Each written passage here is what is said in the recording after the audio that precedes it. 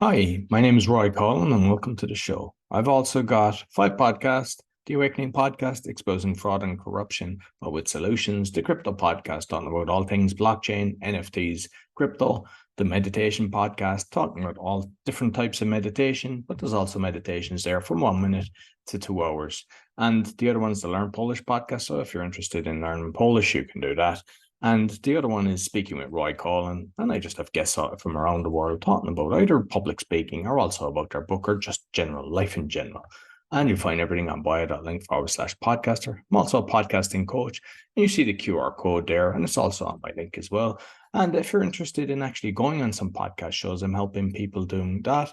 Or if you're interested in sponsorship, you can contact me. And I'd like to thank my sponsor, DanielPacker.com. He helps people with anxiety, stress, and addictions. He's got a 90% success rate, and you only pay if you're successful. So be sure to check him out, DanielPacker.com. I hope you enjoy this week's show. Welcome to the Crypto Podcast. You can find all our episodes on thecryptopodcast.org. My guest today is the principal software engineer with over 10 years of experience in Agile Software Development, Cybersecurity, and DevOps, with dual master's degrees in Computer Science and Management Information Systems from US universities. He currently works at Paycor. His focused areas include Agile Development, DevOps, security from code to cloud, monitoring, observability, and data privacy. He applies his knowledge in CI/CD pipelines, infrastructure as code, containerization, and microservices as innovation in DevOps platforms and security frameworks. You've authored 6 research papers, peer-reviewed over 100, and served on technical program committee for over 30 international conferences, aiming to advance software delivery through his research. Please welcome Pratik Thantharate. Did I do your name justice? Yes, that's correct, Roy. Okay, thank you very much. So, I mean, like, I love what you're doing, and we go into like the healthcare and fintech. But what I'd like to know is kind of a little bit more about you, how your whole kind of blockchain journey kind of came about. Yeah, that sounds good. So, first of all, thank you, Roy, for your introduction. I'm thrilled to be here in the part of the discussion. So, my journey into software engineering and more specific into blockchain technology started with my fascination about creating that system which is not just efficient and robust, but also evolving the security threats that we face today. So, and I got an opportunity to work in a agile development environment, cybersecurity and DevOps.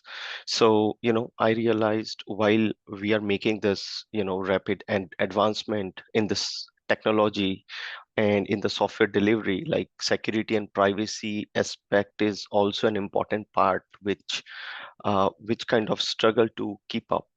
So, I started doing more research about it and I started my journey looking into that. So, for those that wouldn't be familiar with some of the terminology, like Agile and also DevOps, you might just explain that to the listeners. Sure. So Agile is just a software development lifecycle framework, which is based on a proper format. Like, if you work in a software company, like you follow a specific procedure where you have set some list of tasks that you plan to complete in those 2 weeks. And in those 2 weeks, you do the development work, you do the testing, and then eventually you push that code to the production and make it available to use by the customer. So and this is how this is like a iteration works. So as if you follow this process and stick to this process, like you will deliver your software continuously, and you will also managing your task and planning to release the target date on time. So this is how the agile works.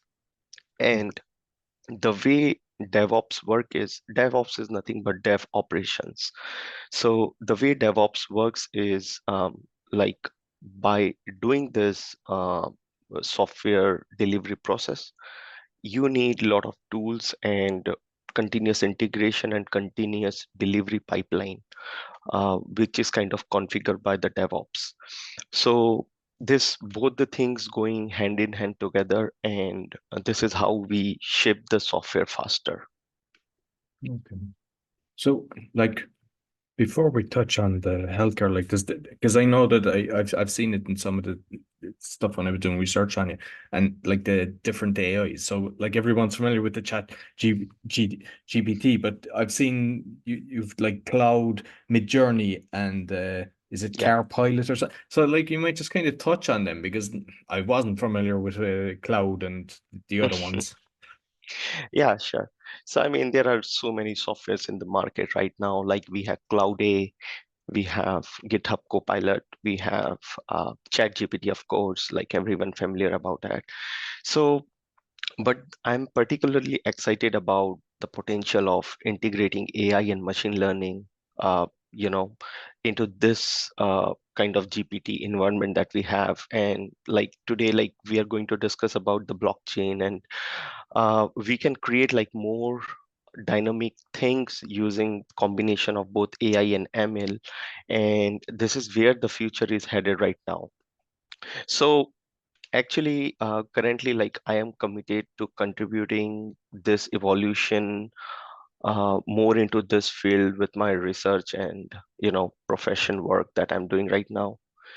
So yeah, Okay. I mean, I'm grateful for this opportunity, of course, like so that we can discuss about my research work and about my 10 years of professional, work experience, and how I am researching currently into this blockchain power to protect our most valuable digital assets.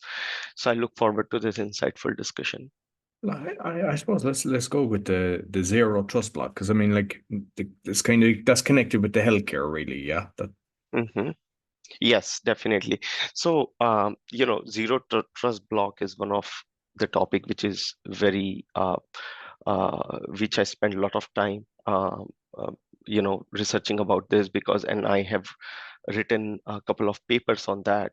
So, if you think about it, it just design on the core concept of uh, if basically no trust, no access to give anyone irrespective of anything. So you first verify, and if you even if someone who is senior in your team, but you cannot just grant access to someone just because based on the background where he's coming from. You must go through the proper checks that needs to be done there, and especially in the healthcare where the data is so sensitive.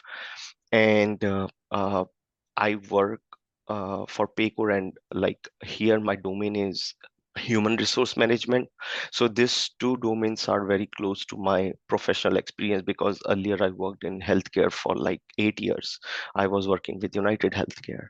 So what I felt is like, in both the places, the data is so important because it has a lot of your HIPAA, uh, which is like a health issue.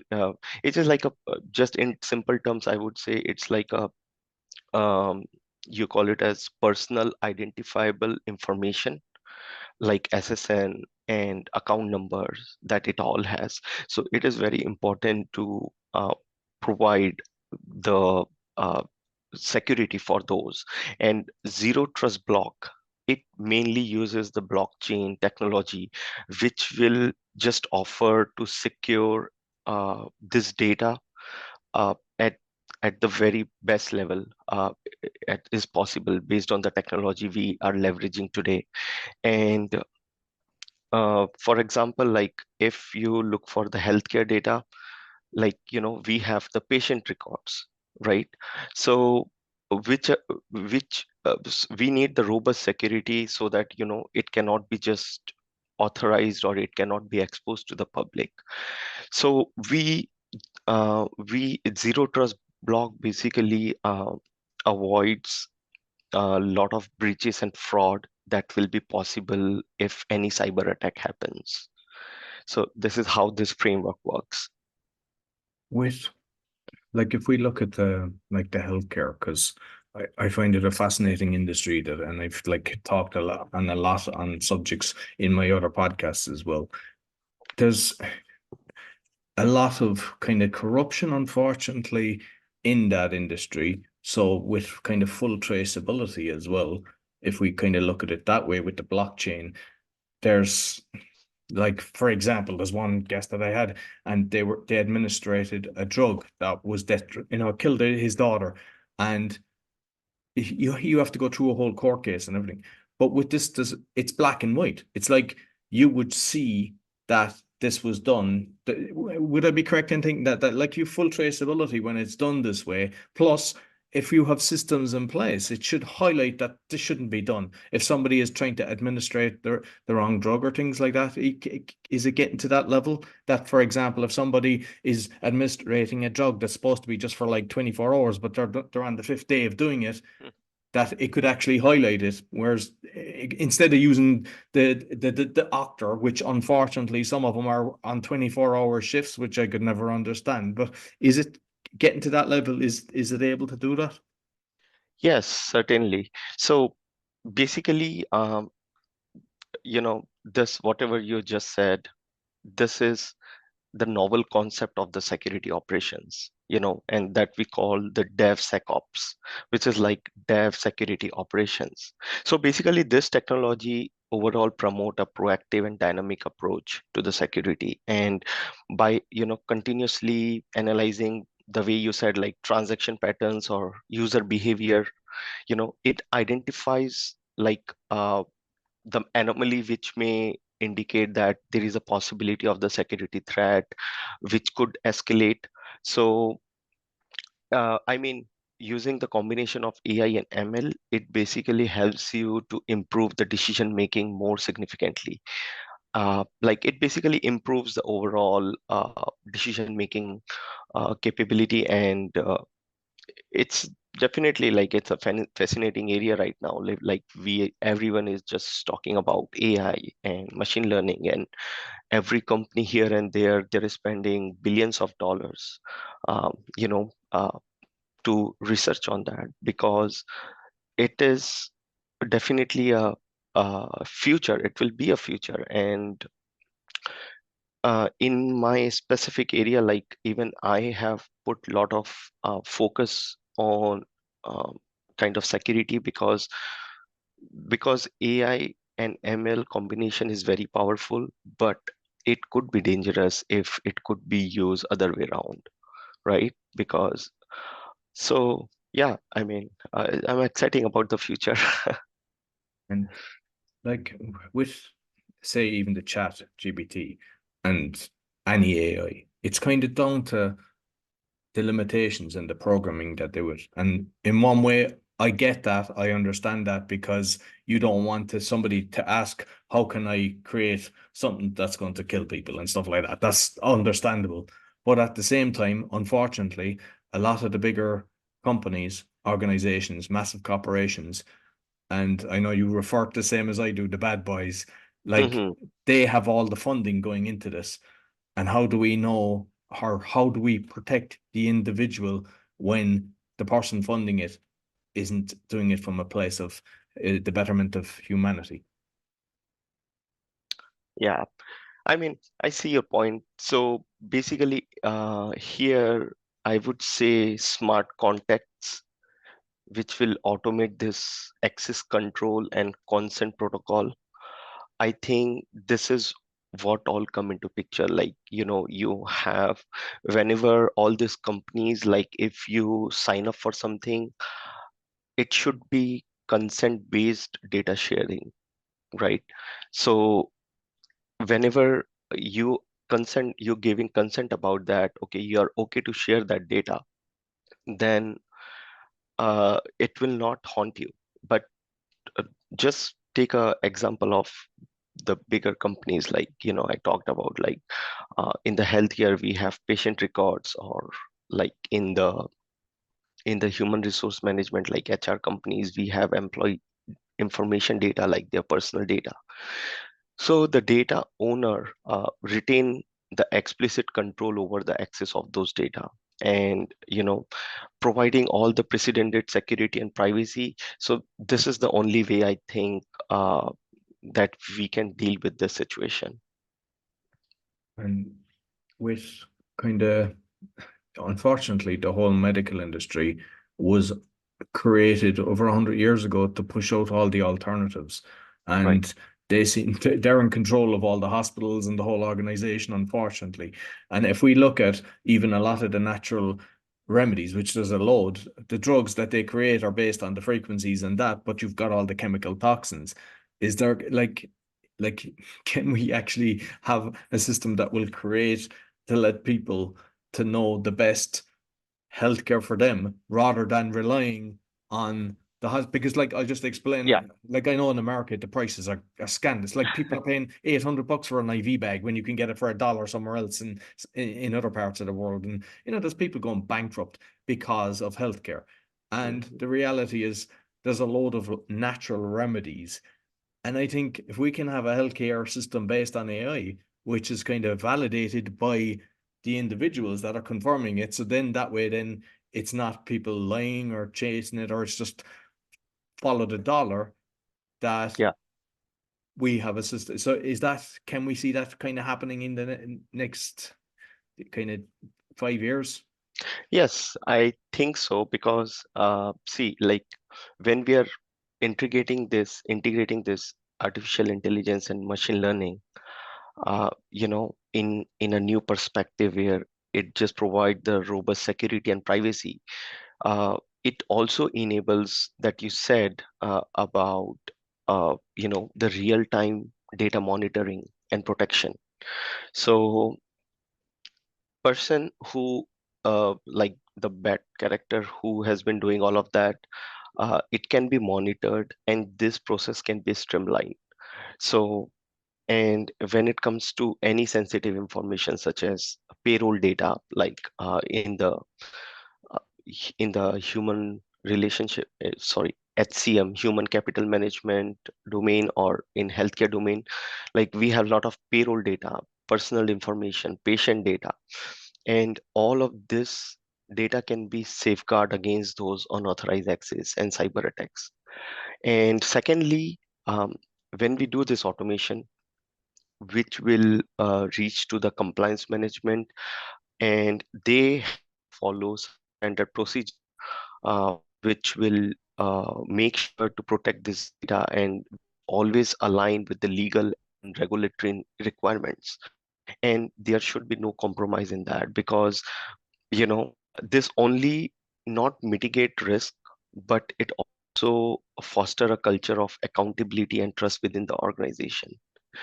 So I think predictive analysis can be identified based on the process of like how the company is doing it, and if they have any software vulnerabilities.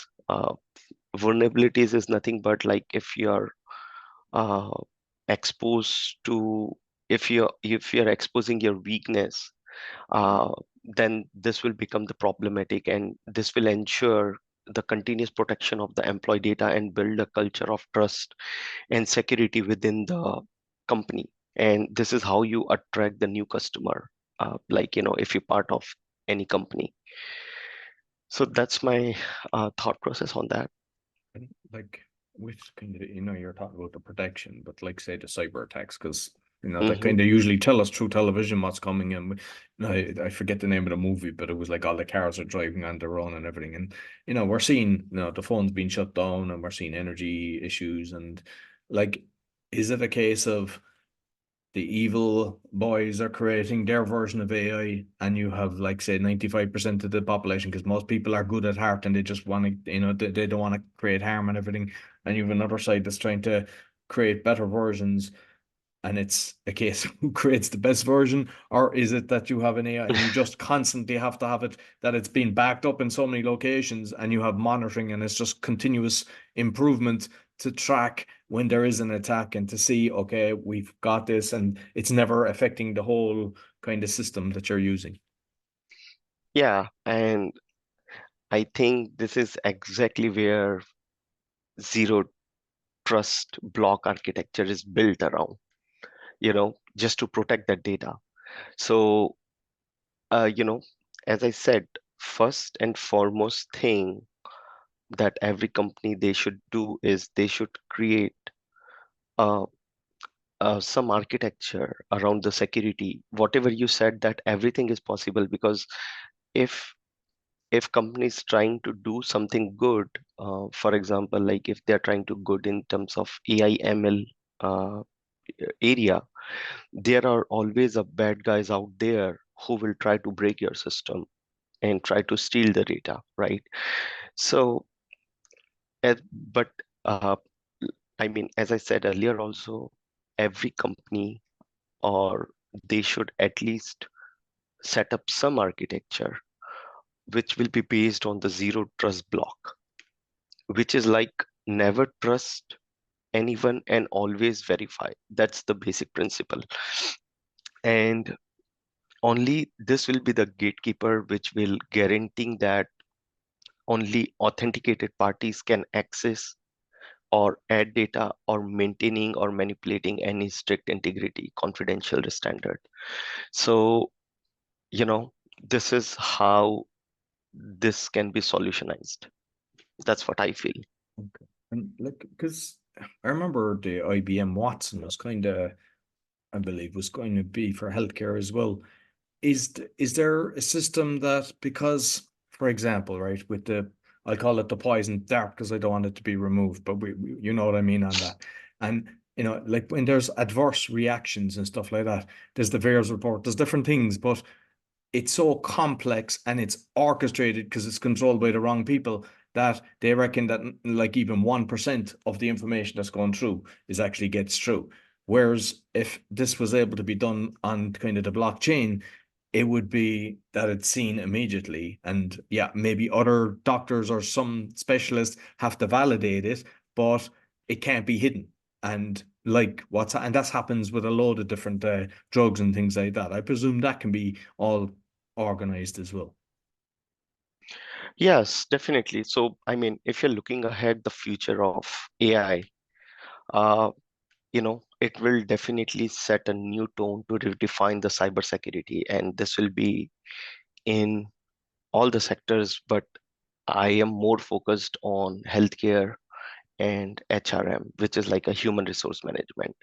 So whatever you said, like if I envision more sophisticated AI models that they can predict and neutralize the threats in real time, this should be deeply integrated with the uh, record keeping capabilities, and this synergy will actually evaluate the data integrity and confidential, uh, that will set a new standard. That's how they can keep the data secure. And and the second point that you mentioned, we must also confront the ethical implications of that. Like, it could be privacy concern, or it could be like a potential adoptions barrier, that every company will slowly adopt to navigate the challenges, by ensuring the transparent and ethical use of AI, if I will put it this way. Like, um, that's why we call like ethical terms that we use usually, like when you talk about the ethical hacker, it's like a legal way or legit way of doing things, right? So if every company will just do ethical use of AI for this safeguarding policy and foster innovation, then I think definitely all this thing will integrate into technology, will lead to a great future for sure. And like if we kind of go down the HR side then, because I mean obviously contracts and things like that, there's kind of the confidentiality. But if we Yeah. look on not just, I mean, there's management that are, and their terms aren't agreed, what if they're on a bonus system or whatever, but there's also the employees and if there's abuse going on or the firing process.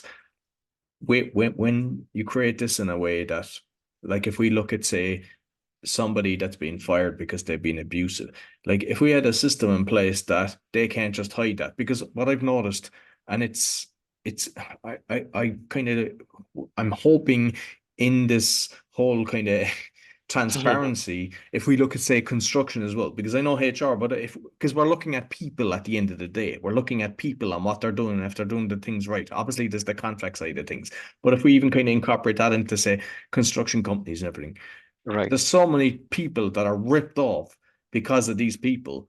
And then they just create company B the next day and they take the money and they just, they do a small bit of work, take 90% of the money. And there's nearly everybody's got a horror story like that. But the reality is, if everything was on blockchain that was traceable to the individual, you could just check with that person and you would know whether they were actually going to be decent for you. And it's the same for, like, say, the employees. Would I be correct that that's actually possible? Uh, I mean, I see your point. So, no, so if I will talk about the possibility, I mean, sky is the limit, right? So everything is possible. It is just about like how the companies can adopt these practices is in most ethical way, I would say. Um, because, this is still too early, but uh, there is a possibility that um, all the areas and the scenarios that you suggested, that is also possible. And and that kind of abuse can be stopped.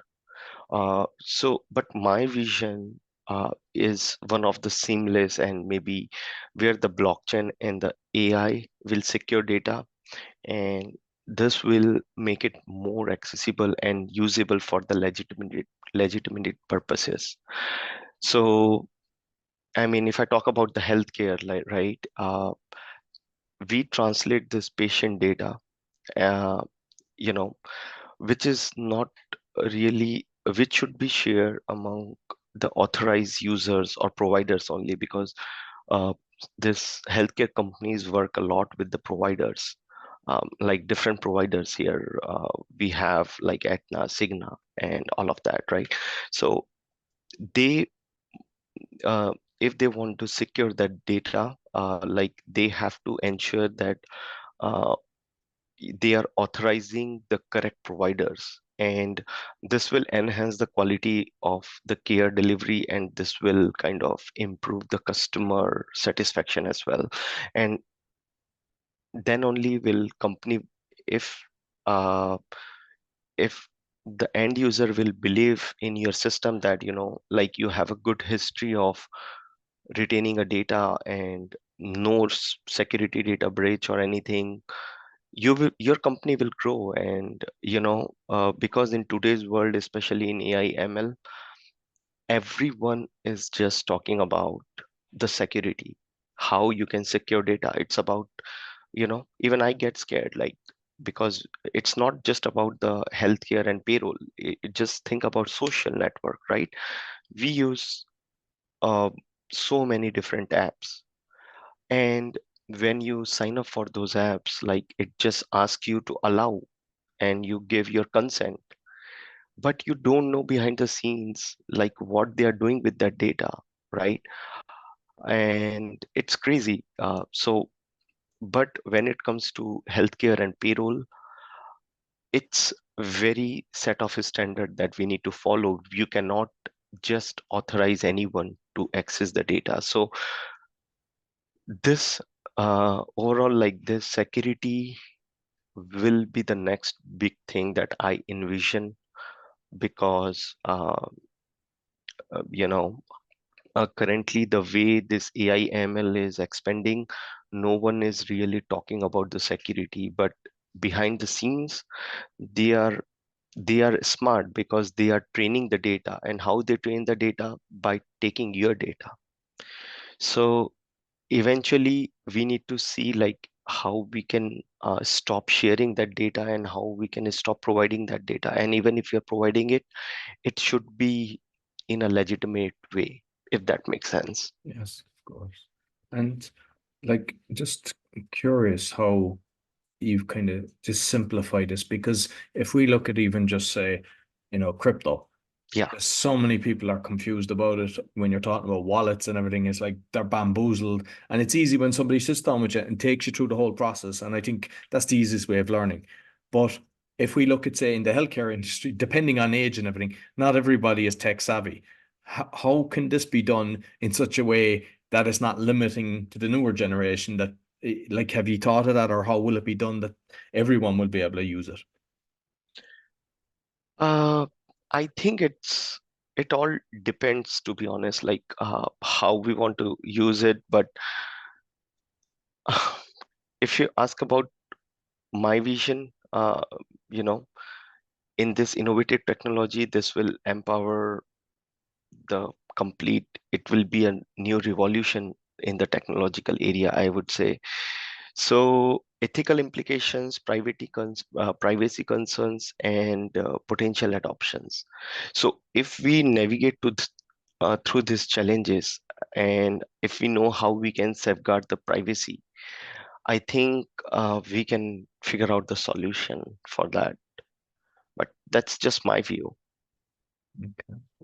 And like the Paycor, the company, Yeah, do you want to discuss on that? Do you want to say exactly what you're doing? sure. So here, basically, we are a HCM company, which is like a human capital management. So what we provide mainly five solutions. So suppose if you are a company, if you run a restaurant, for example, and if you have 50 employees and you want to so what if you are a restaurant owner, you will come to us, and what we will give you solution is for those 50 employees, we can hire you with paperless process, like no documentation, everything is in the cloud. You have to just take our service of onboarding, and we will onboard all of your 50 employees. Then our second solution is time tracking. So all those 50 employees, when they will come into work and when they time off, we will take care of the time punching. So we will take care of all the time management of those employees. So that's our solution two. Our solution three is um, if you want to if you want to pay those employees, we will run a payroll for all those 50 employees, and we will run the way that you want, like if you want bi-weekly, or if you want monthly, or you just want weekly as well. Anything is possible. And on top of that, like because I mentioned about the restaurant, um, if you want if your employees are getting tipped, then we do have a system where we will pay you differently, because tipping culture is calculate different here. Then our fourth solution is if you want to file your taxes, we will take care of that as well. And overall, our fifth solution is uh, like if for all your entire business, if you want the general ledger, like the electronic data about in and out transactions of your business, we will provide that as well. So our main company provide this five solutions, and you know we mainly have and the way we make money is for all those 50 employees, you know, that customer should pay some fixed amount for every employee every month. For example, $15. So that company will pay 15 into 50 for monthly to Paycor. And we have about 55,000 clients that we are currently handling in United States. So if that answers. No, absolutely, absolutely. Yeah, just no, oh, it's No, all that's fine. fascinating. And Yeah, and the way like my role come into picture here is I work in one particular domain, which is payroll, and uh, I'm a principal software engineer. So I work with the architecture and with the application dev managers to ensures whatever features that we have in pipeline that we should develop, and release in every 2 weeks of sprint cycle, which I said. And eventually, uh, you know, just that's how we release the new features to the customer that they can use, right? So that's where I work. Okay. And just finally, with all your experience and all you're doing and what you're seeing, like, where do you envision, what can you see for the foreseeable future, or what would you like to see? Uh, like I'm very positive, to be honest, considering the future of AI and blockchain. They they are setting a right tone to provide the security solutions in all the domains. And I think it's just about how well we can integrate that in our system. For example, in Paycor, if suppose we have the dev operations, every company should uh, you know give more focus on security, and they will do a DevSec operation, which is like a dev security operations. So, and they have to implement this for every software they deliver, uh, because traditional practices sometimes they overlook the security thing. And because you just want to you know release any software sooner, you kind of ignore the security thing. But I think future will be different, because everyone is aware about how security will be challenging. So companies will adopt this DevSec operations into their CI/CD pipeline, and they will foster. So I'm positive about it. Excellent. Listen, Pratik, thoroughly enjoyed the conversation. You might let people Yeah, know where they can find you.